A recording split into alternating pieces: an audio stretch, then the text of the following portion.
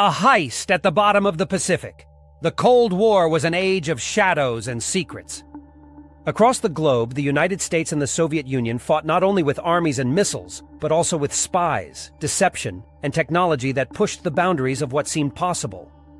Most of these contests unfolded on land, in space, or in political arenas. But one of the boldest operations of the era took place in a realm neither side had ever truly mastered: the crushing depths of the Pacific Ocean. In 1968, a Soviet submarine armed with nuclear missiles vanished beneath the waves. For the Soviet Union, it was a national tragedy. For the United States, it was an opportunity that defied imagination.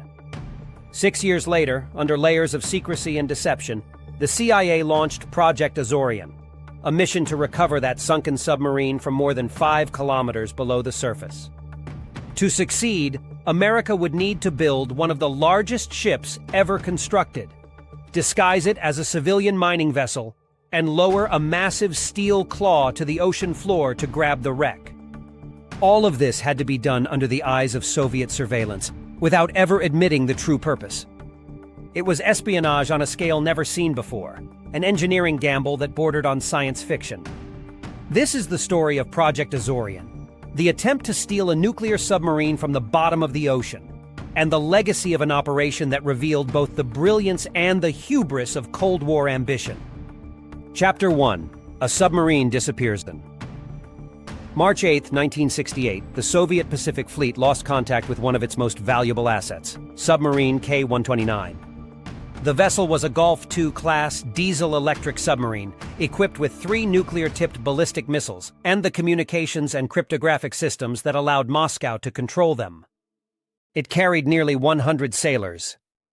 And now it was gone. The Soviet Navy launched a frantic search. Ships and aircraft swept thousands of square miles of ocean northwest of Hawaii. Families of the crew were left in limbo, told little or nothing. The official line in Moscow was silence. But the truth was unavoidable. The Pacific had swallowed K-129 whole. The depth in that region of ocean reached over 16,000 feet, so far down that recovery was considered impossible, even by the most advanced navies in the world. What the Soviets did not know was that the United States had already picked up the trail. The U.S. Navy's SOSUS system, an underwater network of hydrophones designed to track Soviet submarines, had recorded a aviolent acoustic event at the time of K-129's disappearance. Analysts triangulated the sound to a specific area of the North Pacific. Somewhere down there, on the ocean floor, lay a shattered Soviet nuclear submarine. For Washington, the implications were staggering. If the United States could somehow recover the wreck, it might gain access to intact nuclear warheads, Soviet missile technology, and, perhaps most valuable of all, the submarine's cryptographic equipment. These devices contained the codes and ciphers used by the Soviet Navy to communicate securely. In the intelligence world, seizing such equipment would be a coup beyond price. But there was a problem. The wreck was nearly 3 miles underwater. The pressure at that depth was over 7,000 pounds per square inch, enough to crush a human submersible like an eggshell. The temperature hovered just above freezing. Currents swept across the seabed unpredictably. Even locating the wreck precisely would be a challenge, let alone raising it to the surface. Still, the idea took root. Within the corridors of the CIA and the Pentagon, planners began asking a question that would shape the next 6 years. What if we could bring it up? Chapter 2. The Hunt. Cameras in the abyss finding K-129 was the first impossible task. The U.S. Navy turned to a unique platform, USS Halibut, a former missile submarine transformed into a spy submarine. Equipped with a massive hangar, deep-sea cameras, sonar, and miles of cable, Halibut became the eyes of the abyss. Her mission? Locate the wreck and confirm its condition. The crew dragged camera sleds across the ocean floor in precise grid patterns. These sleds, loaded with strobe lights and heavy photographic gear, were hauled thousands of feet beneath the surface, snapping pictures in total darkness. The operation was painstaking. Each run covered only a narrow strip of seabed, and the sleds had to be recovered, film developed, and images analyzed. Days turned into weeks. The sailors lived in claustrophobic conditions, knowing a single mistake could snap the cable and lose the expensive gear forever. Finally, success. Blurry black and white images revealed twisted steel, a shattered sail, and Cyrillic markings. The wreck of K-129 lay exactly where Sosis had predicted. The submarine was broken, resting silently in the cold mud of the Pacific. To the men of Halibut, it was like glimpsing a ghost. To the CIA, it was a spark of possibility. But discovery only raised new questions. Could it be raised? The submarine weighed thousands of tons, scattered in pieces across the seabed. No salvage equipment in existence could operate at such depth. Even the most advanced submersibles could barely reach half that distance. Engineers warned it was impossible, but the CIA was unwilling to walk away. The potential prize, nuclear missiles, cryptographic gear, insight into Soviet technology, was too great. So the agency proposed something unprecedented: build a ship capable of lifting an object from 16,500 feet below. It would require technologies that did not yet exist, cost hundreds of millions of dollars, and be carried out in absolute secrecy. Yet in the climate of the Cold War, where space programs and nuclear arsenals advanced at breakneck speed, such ambition seemed almost natural. If the US could put men on the moon, why not build a machine to steal a submarine from the abyss? Chapter 3. Building a ship that shouldn't exist. The plan that emerged was audacious. The CIA would construct a massive vessel, the Hughes Glomar Explorer, and use it to lower a steel claw, nicknamed Clementine, to grab the wreck. But the world could not know. The cover story had to be just as big as the operation itself. Enter Howard Hughes, the eccentric billionaire aviator, engineer, and recluse. Hughes agreed to lend his name as a front. Publicly, the ship would be part of a bold new effort to mine manganese nodules from the deep sea, a resource that supposedly promised untapped wealth. In reality, the mining story was pure fiction, designed to disguise the ship's true mission. Construction of the Glomar Explorer began in secrecy. It was unlike any ship ever built. 60,000 tons, longer than a football field, with a vast moon pool. A hole in the center of the hull that allowed equipment to be lowered directly into the sea while hidden from outside view. Beneath the decks, enormous winches and pipe handling systems were designed to lower sections of drill pipe, one after another, to a length of 5 kilometers. At the bottom of that string, Clementine waited, a claw with steel fingers the size of trucks, engineered to close around the wreck and hold it during the long ascent. Every aspect of the project pushed the boundaries of technology. The pipes had to withstand colossal tension. The ship had to remain stable in Pacific swells using dynamic positioning and thrusters. Hydraulics had to manage stresses no system had ever endured. To conceal Clementine's construction, the CIA created the Hughes Mining Barge, HMB-1, a submersible dock where the claw could be built and transported in secret. The budget soared into the hundreds of millions, but Washington approved it. The stakes justified the cost. If successful, the operation would deliver one of the greatest intelligence coups of the Cold War. In 1974, after years of construction and testing, the Hughes Glomar Explorer prepared to sail. Chapter 4. Azorian goes live July 1974. The Hughes Glomar Explorer set out into the Pacific, its crew briefed under strict secrecy. To the outside world, they were miners conducting an experiment. In truth, they were part of one of the most daring covert missions ever attempted. At the recovery site, Soviet ships occasionally appeared on the horizon, monitoring the mining ship with curiosity. Inside, the crew worked in tense silence. Section by section, pipe after pipe was lowered through the moon pool, forming a 5-kilometer column into the abyss. The operation took days, each stage monitored with obsessive care. At last, Clementine reached the seabed. Sonar and cameras guided the claw toward the wreck. Slowly, the steel fingers closed around part of K-129's hull. Instruments registered weight. Against all odds, contact was made. The ascent began. It was agonizing. As the wreck rose, stresses multiplied. Every pipe section removed added strain to the system. Crews worked around the clock, unscrewing and stacking the massive pipes while watching for signs of failure.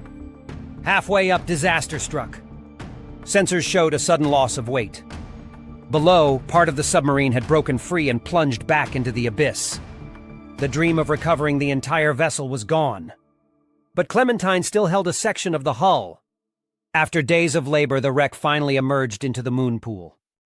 Hidden from outside eyes, dripping with seawater, the submarine's remains entered the secret chamber of the Glomar Explorer.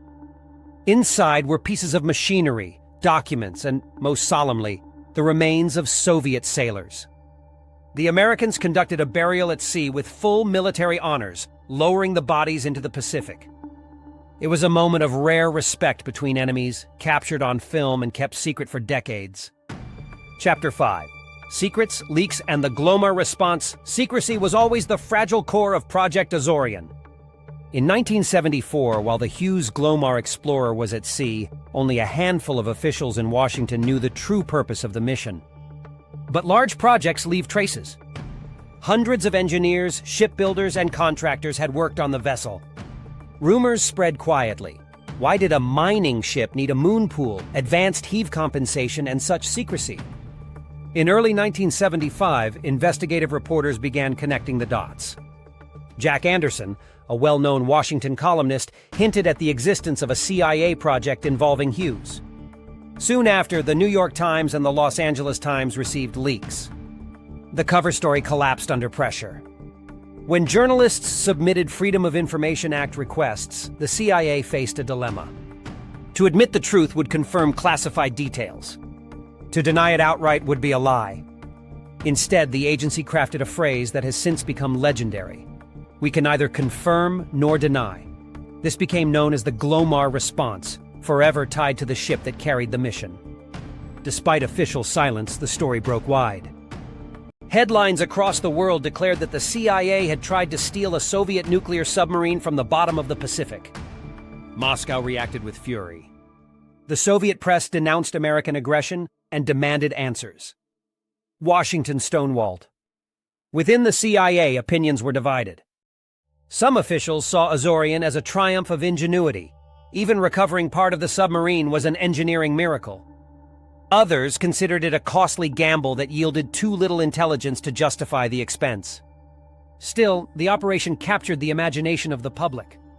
Newspapers marveled at the idea of a giant claw fishing up submarines from the abyss. Books and documentaries followed. Even in partial failure, Azorian became legend. Chapter 6.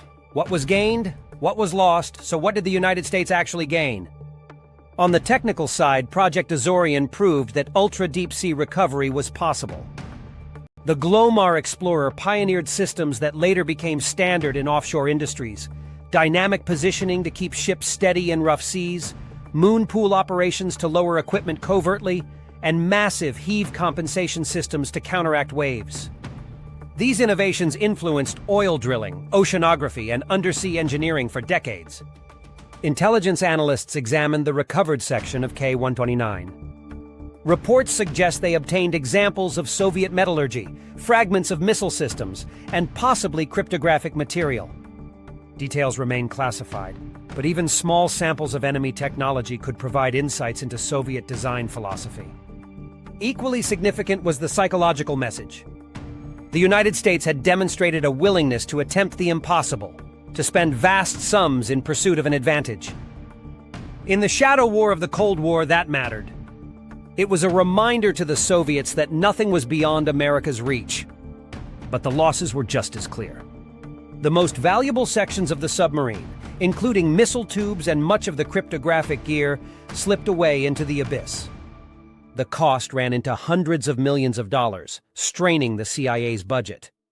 Worst of all, secrecy failed.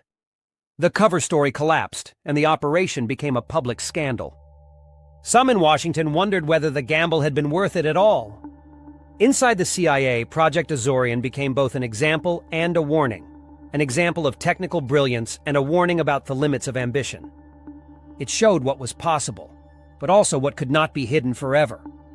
Chapter 7. Legacy of an impossible idea. Today, Project Azorian endures as one of the most audacious covert operations in history.